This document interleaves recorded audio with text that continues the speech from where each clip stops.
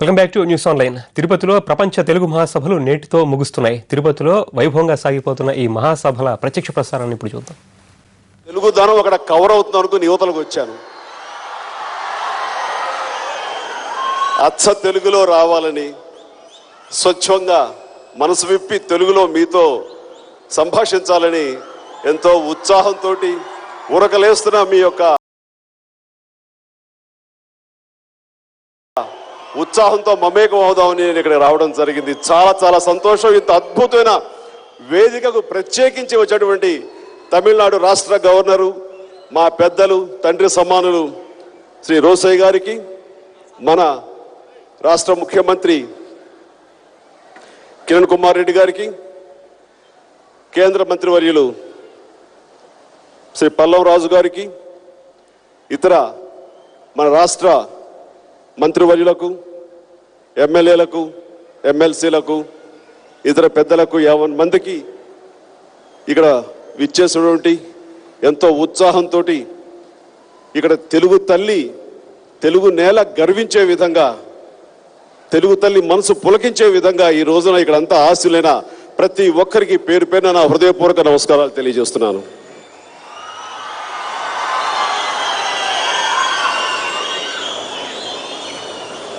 ఈ 3 రోజుల్లో నిన్న మొన్న ఎంత అత్యద్భుతంగా జరిగింది అన్నది ఇంటర్నెట్లోను, న్యూస్ పేపర్లోను, విదేశాల్లో ఉండి, అమెరికాలో ఉండి తెలుసుకున్నాను. నిన్న ఉదయమే, చెప్పాలని వేళ ఉదయమే వచ్చాను. వచ్చినందే తడువుగా ఇక్కడికి రావడం జరిగింది. ఎందుకంటే 2-3 డేస్ కోసం అమెరికా వెళ్ళాను. నేను ఈ రోజు రావడం అనేది చాలా కష్టమైన పరిస్థితుల్లో, ఎట్టి పరిస్థితుల్లోనూ మానకూడదు, ఇక్కడ రావాలి, ఈ ఆనందం మీతో పాలు పంచుకోవాలని ఉవ్విళ్ళుతూ వచ్చిన మాట సత్యం. ఈ రోజున ముఖ్యమంత్రి గారితో మాట్లాడుతుంటే ఆయన ఎంత ఉత్సాహంతో ఉన్నారంటే, ఇంత అత్యద్భుతంగా జరుగుతుందని మా ఊహకు మించి ఇక్కడ ప్రతిస్పందన రావడం, మీ అందరి దగ్గర నుంచి ఆ యొక్క ఉత్సాహం రావడం చూస్తుంటే ఎంతో బాగుంది అంటూ ఆయన ఇది ఒక అచీవ్మెంట్గా చెప్తారు ఆయన. సో ఆ రకంగా ఇంత ఆనందం మీరు ఇచ్చినందుకు మీకు అందరికీ మనస్ఫూర్తిగా నా హృదయపూర్వక ధన్యవాదాలు, అభినందనలు. ఈ యొక్క వేదిక, ఈ యొక్క ఉత్సవాలు ఇంత అద్భుతంగా జరపడానికి ప్రతి ఒక్కళ్ళు కార్యోన్ముఖులై, ప్రతి ఒక్కరు కూడా ఒక దీక్షతోటి పనిచేశారు.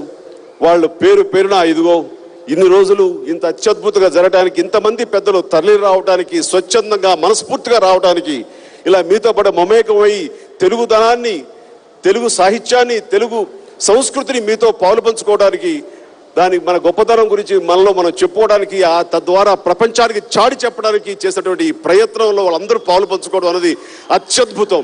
కాబట్టి పేరు పేరున ఎవరైతే గనక ఈ యొక్క అత్యద్భుతానికి కారకులు వారందరికీ పేరు పేరున నా అభినందనలు తెలియజేస్తున్నాను. ఎప్పుడు ఎక్కడ తెలుగు సభలు జరిగినా సరే, తెలుగు మహాసభలు జరిగినా సరే, ఆహ్వానం మీద పిలుపు అందుకోగానే వెళ్ళటం అన్నది నాకు చాలా ఇష్టం. ఎందుకంటే ఆ ఇష్టం నేను వెళ్ళటం కోసం కాదు, తెలుగు అంటే నాకు అమిత ఇష్టం కాబట్టి, తెలుగుని అంతగా ప్రేమిస్తాను కాబట్టి, తెలుగు బిడ్డగా చాలా గర్వంగా చెప్పుకుంటాను కాబట్టి, ఇది నా భగవంతుడు నాకు ఇచ్చిన అపూర్వమైనటువంటి అదృష్టంగా నేను భావిస్తాను. కాబట్టి చెప్పాలంటే దుబాయ్లో జరిగిన, సింగపూర్లో తెలుగు మహాసభలు జరిగిన, ఇంగ్లాండ్లో జరిగిన, అమెరికాలో జరిగిన, అవి తానా లాంటి సాంస్కృతిక ప్రోగ్రామ్స్ అయినా సరే నేను ఏది విడిచిపెట్టకుండా వెళుతుంటాను. ఈ రోజున 74లో జలగం వెంగళరావు గారి సాహెబ్ వారి యొక్క సపోర్టుతో ఆ రోజుల్లో ఈ ప్రపంచ తెలుగు మహాసభలు అనేవి ఆవిష్కరించబడింది. ఆ సమయంలో మండలి వెంకటకృష్ణారావు గారు, ఎవరైతే ఈ రోజున అధికార భాష చైర్మన్ గారు ఉన్నారో, మండలి బుద్ధప్రసాద్ గారు, వారి తండ్రి గారు ఆ సమయంలో ఉన్నారు. వారు విద్యాశాఖ మంత్రిగా ఉన్నప్పుడు ఈ యొక్క ప్రపంచ తెలుగు మహాసభలను ఆవిష్కరించబడినాయి. ఆ తర్వాత 4 దఫాలుగా అప్పుడప్పుడు చేయడం జరిగింది. బట్ ఇంత పెద్ద ఎత్తులో, ఇంత దేదీప్యమానంగా, ఇంత అద్భుతంగా మాత్రం గతంలో ఎప్పుడు జరగలేదు. ఆ రకంగా జరగడానికి నిజంగా ఆ టైంలో మనంతా విట్నెస్ చేయడం అనేది మన అదృష్టంగా నేను భావిస్తాను. ఇది కన్నుల పండుగగా ఉంది. ఆ రకమైనటువంటి అత్యద్భుతం ఈ రోజున వీణులో విందుగా ఉన్నది. దానికి నేను హృదయపూర్వకంగా పులకించిన మనసుతోటి మీకు అందరికీ నా సంతోషాన్ని వెలిపుచ్చుతున్నాను. ఇది అవసరం. ఇలాంటి సభలు జరగాలి. ఇలాంటి సభలు జరగడం మూలంగా ఇది మన కృతజ్ఞత తెలుగు తల్లికి చూపించుకునే వాళ్ళం అవుతాము, అలాగే తెలుగుని బతికించుకునే వాళ్ళం అవుతాము.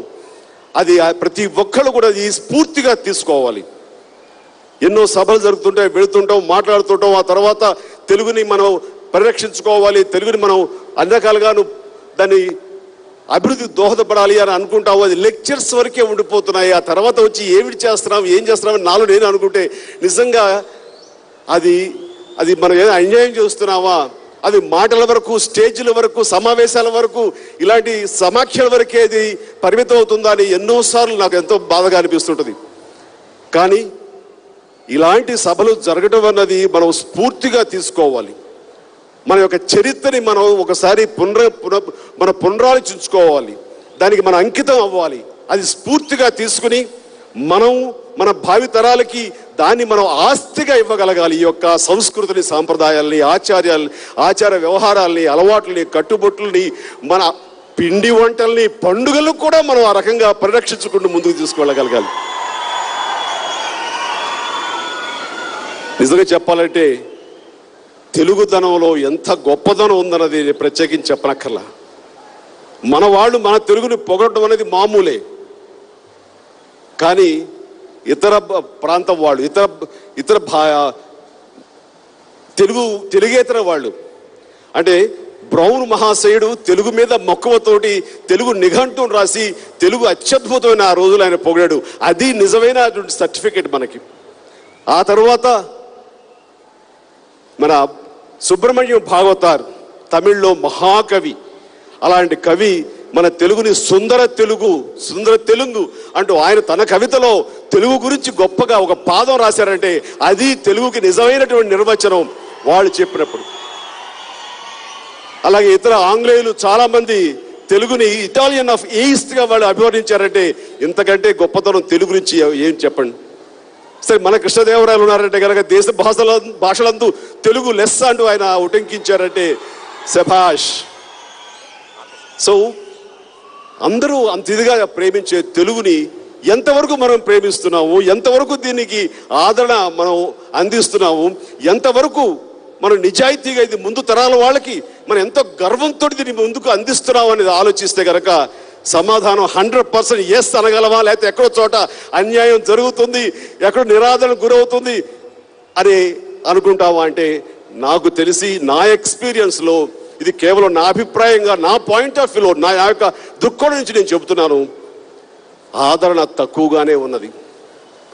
ఈ మధ్య జరిగినటువంటి ఈ యొక్క పార్లమెంట్ సంబంధించి నాతో తమిళనాడులో ఉన్నటువంటి కొంతమంది ఎంపీలు కానివ్వండి, ఎంతోమంది మినిస్టర్స్ కానివ్వండి, వాళ్ళ తమిళన్స్ వాళ్ళు నాకు కనిపించినప్పుడు నాకు తమిళ్ తెలుసన్న ఉద్దేశంతో, తమిళ్ తెలుసు, వాళ్ళు నాతో తమిళ్లో మాట్లాడక ఎంతో ఆనందపడతారు. ఏనా తమ్మి సౌఖ్యమా, రొమ్మనండి, రొంబ హ్యాపీగా ఇருக்கு నీకు ఎలా ఈ వరదకి అని తమిళ్లో మాట్లాడుతూ నేను వాళ్ళు కూడా తమిళ్లో సమాధానం చెప్తూ ఉంటాను నేను.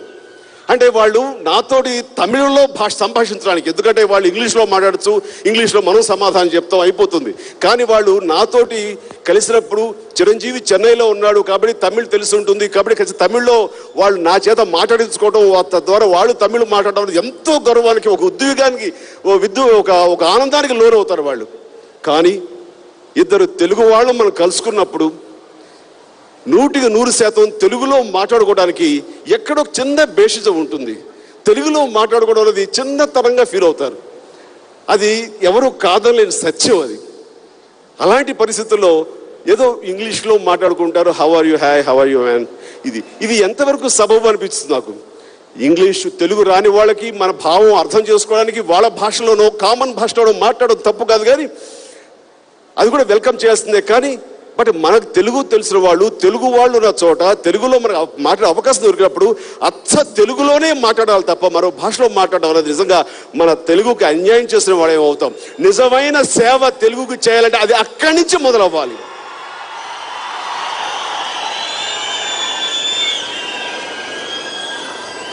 నాకు తెలుగు మీద ఎందుకు మక్కువ అయి ఉంది అంటే దానికి బహుశా నేను తెలుగు సినిమా నటుడిని కావటం మూలంగానే తెలుగులో నాకు తెలుగుదనం మీద అంత మక్కువ, ఆ భాష మీద అంత ఇష్టం ఏర్పడిందని చెప్పగలను.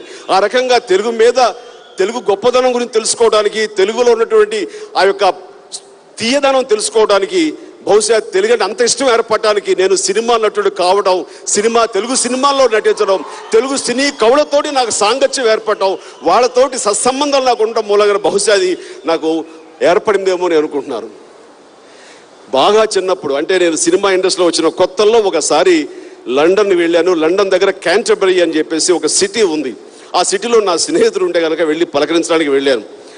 అతను నెల్లూరు వాసి, మాతో బాగానే మాట్లాడుతున్నాడు. ఈలోగా వాళ్ళ అమ్మాయి వచ్చింది. రాగానే మా అమ్మాయి అండి చింకీ అని ఫోన్ చెప్పాడు ఆయన. హలో మా అన్నాను. హాయ్ అంకుల్ అంటూ, మీకు తెలుసుగా బ్రిటిష్లో అమ్మాయి ఆక్స్ఫర్డ్లో చేరింది. అప్పుడే హై ఫ్లోన్ ఇంగ్లీష్లో మాట్లాడిన దాంట్లో సగం అర్థమైంది, సగం అర్థం కాలేదు. అంత హై ఫ్లోన్ ఇంగ్లీష్. సరే అని ఓకే అని, ఎందుకో మన తెలుగు అమ్మాయి ఉండి తెలుగులో మాట్లాడకుండా ఏంటో ఇలా కదా తెలుగు మనకు దూరం అయిపోతుందని చిన్న బాధపడుతూ ఆయనతో కూర్చుని చిన్న టీ తాగుతూ కూర్చున్నాను. వెంటనే లోపల నుంచి ఇలాంటి సంభాషణ పడుతుంది. ఏంది నువ్వు మరి పప్పులు చూడేస్తే మరి దాంతో ఎలా తిన్నావు, ఇంకేదో కూర ఉండొచ్చు కదా, భలే దానివే నువ్వు ఆయనమ్మా, అయ్యయ్యో ఏంది ఇది అని. లేదమ్మా పెడతాను తిందు గానిలే అది. ఎక్కడో కళ్ళు మూసుకుంటే నేను మన లండన్ క్యాంటర్బరీ దగ్గర కాదు, ఎక్కడో మన నెల్లూరులో ఏదో ఒక వీధిలో వాళ్ళ ఇంట్లో కూర్చుంటే సంభాషణ కనపడుతుంది. ఎవరు లోపల? మా అమ్మ లోపల ఉంది బ్రదర్ అన్నాడు. పక్కన అమ్మాయి ఎవరు? వేరేనా అక్కడిని తీసుకొచ్చాను అమ్మాయి అని అడిగాను, పని చేయడానికి వాటి. కానీ నో మన అమ్మాయి మన చింకి ఇప్పుడు పరిచయం చేస్తానే ఆ అమ్మాయి అన్నాడు. ఓరినిది, ఇందాక అమ్మ ఆక్స్ఫర్డ్లో చదువుకుంటూ అంత హై ఫ్లోన్ బ్రిటిష్ ఇంగ్లీష్లో మాట్లాడిన అమ్మాయి లోపల నుంచి వాళ్ళ నాయనమ్మతోటి అచ్చ తెలుగులో నెల్లూరు మాండలికలో మాట్లాడుతుంటే వావ్ అనిపించింది నాకు. ఎందుకంటే నా అమ్మకి తెలుగు అంటే మహా ఇష్టం. ఇంత దూరం వచ్చావు, పిల్లలు మన తెలుగు నేర్చుకోకుండా పాడైపోతారేమోనని పుట్టిన దగ్గర నుంచి వాళ్ళతోటి నెల్లూరు మాండలికల్లో ఆ అచ్చ తెలుగు మాట్లాడించి ఆ పిల్లలు ఇంగ్లీష్లో ఎంత గొప్పగా తర్ఫీదు పొందారో అంతకంతగా చక్కటి మన నేటివిటీలో కూడా తెలుగులో మాట్లాడుతుంటే వావ్, ఇది కదా కావాల్సింది.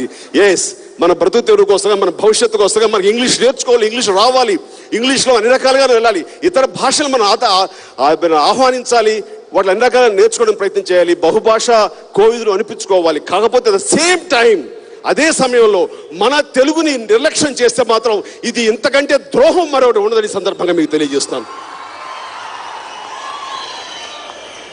ఆ రోజున అన్ని సంవత్సరాల క్రితం నాకు అక్కడ లభించిన స్ఫూర్తితోటి నేను నా ఇంట్లో నా బిడ్డలు చిన్నవాళ్ళగా ఉన్నప్పటి నుంచి తెలిసి తెలియని టైంలో నేను కూడా ఈ యొక్క ఫ్యాషన్లో పడిపోయి, ఇంగ్లీష్ అయిన దాంట్లో పడిపోయి, చిన్నపిల్లలు ఉన్నప్పుడు నేను కూడా ఏదో కాలేజీలో మామూలు తెలుగు చదువులు చదివాను కదా అని చెప్పేసి ఇంగ్లీష్ కోసం నేను కూడా ఆ ట్రాప్లో పడిపోయి come on baby come on hi baby, hi how are you baby అంటే ఎత్తుకునేవాడిని. క్యాంటర్బరీ ఇన్సిడెంట్ తర్వాత నా యొక్క పంధా మారిపోయింది. వాళ్ళని ఆ కుటుంబంలో ఉన్న ఒక స్ఫూర్తిగా తీసుకుని ఆ రోజు నుంచి ఈ రోజు వరకు నా బిడ్డలకే కాదు, నా బిడ్డల బిడ్డలు కూడాను స్వచ్ఛమైన తెలుగులోనే పిలుపు, స్వచ్ఛమైన తెలుగులోనే వాళ్ళకి అన్ని రకాలుగా మాటలు నేర్పడం. కొన్ని కొత్త మాటలు పొరపాటున ఆంగ్లేయం మాట వస్తే కనుక అది దానికి ఇది తెలుగులో ఇలా అంటారమ్మా, ఇది నేర్చుకోవాలంటే వాళ్ళు రిపీట్ చేస్తూ, ఎందుకంటే చిన్నపిల్లలు 6 ఏళ్ల వయసు వరకు మాత్రమే ప్రతిదీ అబ్జర్వ్ చేసుకుంటారు, రిపీట్ చేస్తారు, లైఫ్ టైం గుర్తుండిపోతుంది వాళ్ళ మెమరీలో. కాబట్టి అది చాలా వాల్యుబుల్. అక్కడ తెలుగు ఒక గొప్పతనం గురించి, మన తెలుగు గురించి నేర్పుతూ అలా చేస్తారు. ఈ రోజు కూడా అమ్మాయిలు వాళ్ళ బిడ్డలకి అదే చక్కగా తెలుగులోనే, స్వచ్ఛం తెలుగులోనే మాట్లాడుతుంటారు. ఈ విషయంలో నేను కానీ నా భార్య కానీ అలా కన్విక్షన్తో ఉంటాం. కాబట్టి ఈ రోజు ఇక్కడ నిలబడి మాట్లాడడానికి, తెలుగు గురించి మాట్లాడడానికి నాకు ఉన్న అర్హత ఏమిటి అంటే ఏదో కేంద్ర మంత్రినో లేకపోతే ఇక్కడ పెద్దవాడినో రాజకీయ కానే కాదు. తెలుగు మీద ప్రేమ నాకు అత్యంత ప్రేమ. కాబట్టి ఆ యొక్క అర్హతతోటి ఈ రోజు ఇక్కడ నిలబడి మీతో మాట్లాడడానికి నాకు అన్ని విధాలుగా అర్హత ఉందని నేను చెప్పుకోగలను. అలాగే ఇందాక చెప్పినట్లుగా చాలామంది తెలుగులో మాట్లాడడానికి ఓ రకంగా నామోషి అంటారా, లేకపోతే వాళ్ళ గబుక్కుని ఫ్లూయెన్సీలో వచ్చేస్తా, లేకపోతే పెద్దలు వాళ్ళకి చెప్పకనా తెలియదు. కానీ నిజంగా చెప్తున్నాను, అలా మాట్లాడే వాళ్ళ గురించి, తెలుగు పట్ల నిరాదరణ చూపించే వాళ్ళ గురించి మహాకవి కాళోజీరావు గారు ఒక మాట అన్నారు. అది కొంచెం వినటానికి హార్ష్గా ఉంటుంది, కానీ ఆ పద్యం దాంట్లో నిజం అనేది మనం చూడాలి. అది రాసి పెట్టుకుని తీసుకొచ్చాను, చూసి చదువుతాను. తెలుగుతనాన్ని తక్కువ చేసి తెలుగులో మాట్లాడు కొంచెం నామోషిగా ఫీల్ అయ్యి తెచ్చిపెట్టుకున్న ఆంగ్లేయంలో మాట్లాడే వాళ్ళకి ఇది అన్వయిస్తుంది. తెలుగు బిడ్డడు అయ్యి తెలుగు రాదనొచ్చు, సిగ్గులేక ఇంకా చెప్పటెందుకురా, అన్య భాషలు నేర్చి ఆంధ్రంబు రాదనొచ్చు, సకిలించు ఆంధ్రుడా చావకి ఇంకెందుకురా. చాలా హార్ష్గా ఉంటుంది, చాలా కఠినంగా ఉంటుంది. కానీ ఆయన మనసు, మహాకవి కాళోజీ నారాయణరావు గారి మనసు ఎంత ఆవేదన గురి అవ్వకపోతే ఆ మాట ఆయన నుంచి వస్తుంది. కాబట్టి ఈ రోజున తెలుగు మహాసభలు, ప్రపంచ మహాసభలు జరుగుతున్నాయంటే తెలుగు భాష ఏదైతే మన నోటి వెంట బయటకు వస్తుందో దాని గురించి కాదు, కేవలం తెలుగు సంప్రదాయాలు, తెలుగు ఆచార వ్యవహారాలు, తెలుగు అలవాట్లు, తెలుగు పండుగలు, తెలుగు నాట్యాలు, తెలుగు వస్త్రాంకరణ, ఇవన్నీ కూడాను ఈ రోజున మనం గట్టిగా వాటి గురించి చెప్పుకుంటూ వాటిని అన్నింటినీ ఎలా పరిరక్షించుకోవాలో మనకి తెలియజెప్పే విధంగా ఈ సభ ఇది జరుగుతున్నది. అండ్ నాకు ఎంత సమయం ఇచ్చారు రామాచారి గారు? మాట్లాడచ్చుగా? ఓకే, ఎందుకంటే నేను ఓకే రైట్, ఇంకొక 2-3 నిమిషాలు ముగిస్తాను, పెద్దలు వచ్చారు కాబట్టి. రైట్, నేను సభా అధ్యక్షుడు కాబట్టి ఎంత సరే నేను నిర్ణయించాలి సమయం. రైట్, సో సమయం నా చేతిలో ఉందంట.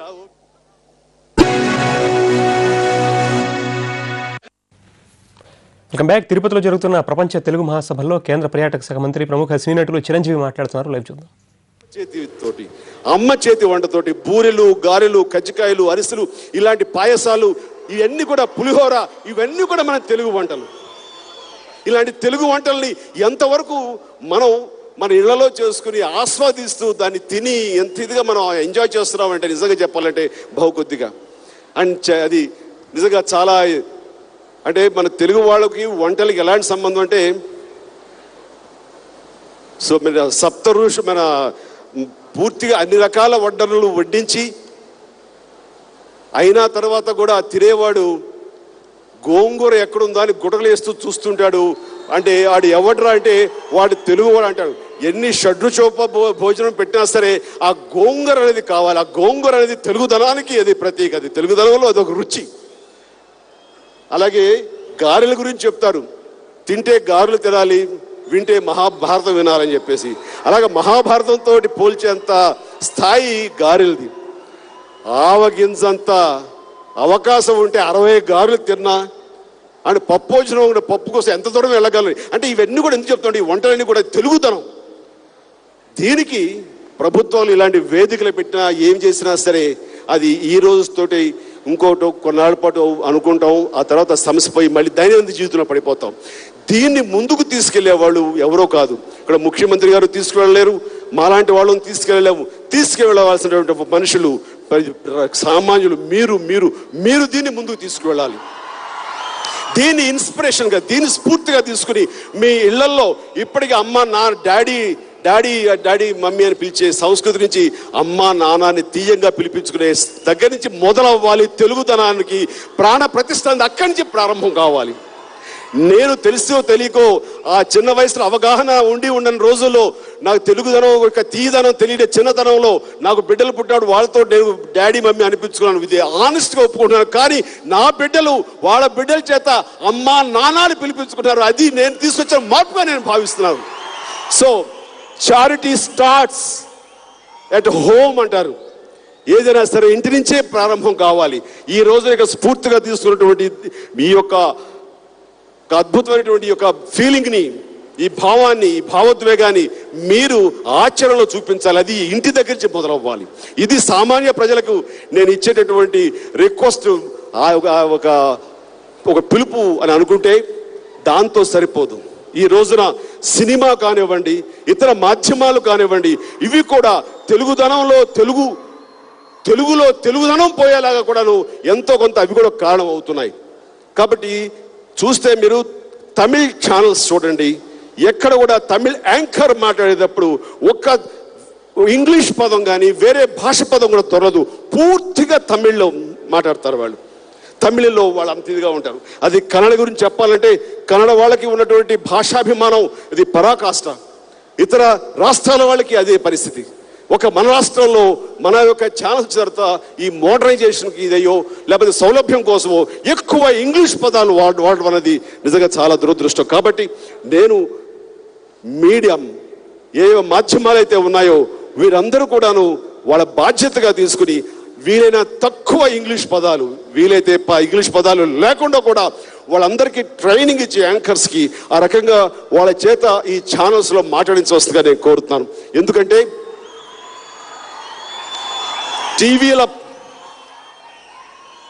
టీవీల ప్రభావం ఇళ్లలో అలా ఉంటుంది.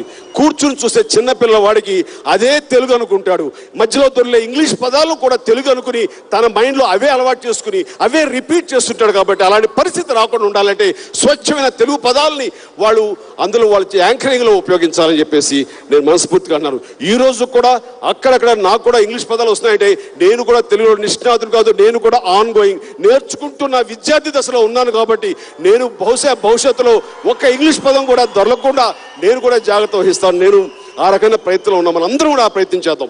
సినిమాల విషయంలో కూడా చెప్పాల్సి వస్తే సినిమాలు కూడా ఈ పూర్వ కాలంలో ప్రాణం పోస్తే తెలుగుదనానికి ఈ రోజున ప్రాణం తీస్తున్నాయి అని చెప్పను, కానీ ఇవ్వాల్సినటువంటి ఉత్సాహం సినిమాల నుంచి తెలుగు లేదు. అవి చాలా మంది యంగ్ డైరెక్టర్స్ కూడా ఆ రకమైన బాధ్యత వహించి, యంగ్ రైటర్స్ కూడా ఆ రకమైన బాధ్యత వహించి సినిమా పరంగా కూడా ఏదో ప్రభావితం చూపించేటటువంటి అత్యంత ప్రభావితమైన సినిమా రంగంలో కూడా తెలుగుతనం అన్నది, తెలుగు భాష అన్నది ఆ రకంగా బాధ్యతగా వహించి వాళ్ళు కూడా తమ వంతు సహకారం అందివ్వాలి. ఇది చాలా అద్భుతం. ఇలా మాట్లాడుతూ వెళ్తే కనుక లోపల ఎంతో ఇష్టం ఉంది కాబట్టి ఆ ఇష్టం అంతా బయట రావాలంటే గంటలు టైం పడుతుంది. కాబట్టి నేను ఎక్కువ సమయం తీసుకోవట్లేదు. కాబట్టి మీతో పార్టిసిపేట్ చేయడం దిస్ వండర్ఫుల్ ఎక్స్పీరియన్స్. చాలా అత్యద్భుతమైనటువంటి ఆనందంగా ఉంది.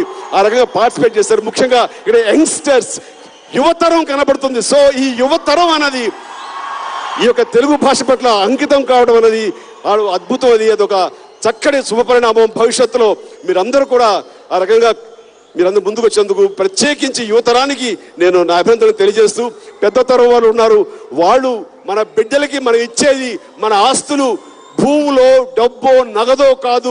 ఈ రకమైన సంస్కృతిని ఆస్తిగా మన బిడ్డలకి ఇచ్చిన రోజునే అది నిజమైనటువంటి ఆస్తి. అది పిల్లలకి మనం వంశపారంపరగా ఇవ్వాల్సినటువంటి ఆస్తి.